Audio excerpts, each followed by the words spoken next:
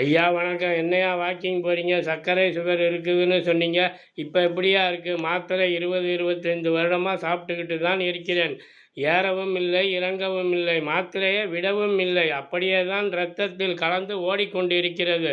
சுத்தமாக்க வழியும் இல்லை. எதையும் சாப்பிடவும் முடியவில்லை.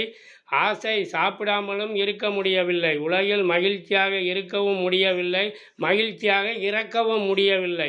அப்படியெல்லாம் சொல்லாதீங்க ஐயா. தொலைக்காட்சி, டிவியில் வரும் விளம்பரங்கள், ஊர் முழுவதும் ஒட்டியிருக்கும் போஸ்டர்கள், போனில் வரும் விளம்பரங்களில் சுகர், பிரஷர், ஆஸ்மா எல்லாவித நோய்களுக்கும் எங்களிடம் வாங்க, நாள்பட்ட வருடக்கணக்கில் எந்த நிலையில் இருந்தாலும் 1 மாதம் 15 நாள் குறுகிய காலத்தில் தீர்வு கிடைக்கும். பக்க விளைவுகள் இல்லை. டிவியிலும் ஒளிபரப்பாகிறது. அனைவரும் பார்க்கிறோம். மகிழ்ச்சியில், கேள்விகளுடன், சந்தேகத்தில், ஆச்சரியத்துடன் பார்க்கிறோம்.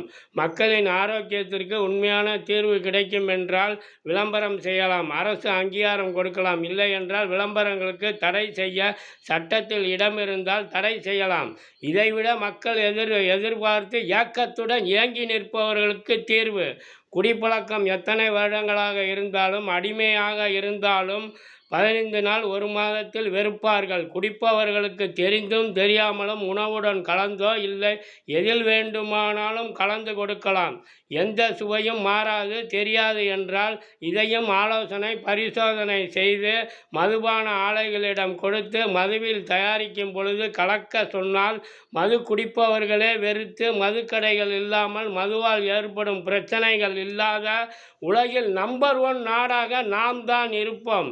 இது போன்ற விளம்பரங்கள் பொது மக்களுக்கு மேலும் மேலும் குழப்பம், சந்தேகம், நம்பலாமா என்று நினைத்து கவலை அடைந்து மேலும் சில ஆரோக்கிய குறைவுகளுக்கு காரணமாக இருக்கிறது. விளம்பரங்கள் உண்மை இல்லை என்றால் தடை செய்யவும். ஆராய்ச்சி, ஆலோசனை செய்து சிறந்த மருத்துவம், மருந்து என்றால் விரைவில் அனைவருக்கும் கிடைத்தால் காப்பீடுகள், மருத்துவ செலவுகள் காலமாக இருக்கும். துன்பங்கள் நீங்கி குழந்தை முதல் முதியோர் வரை வாழும் காலத்தில் ஆரோக்கியமாக மகிழ்ச்சியாக வாழ உதவி செய்ய வேண்டும்.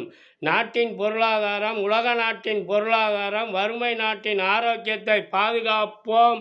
நன்றி, பாராட்டுக்கள்.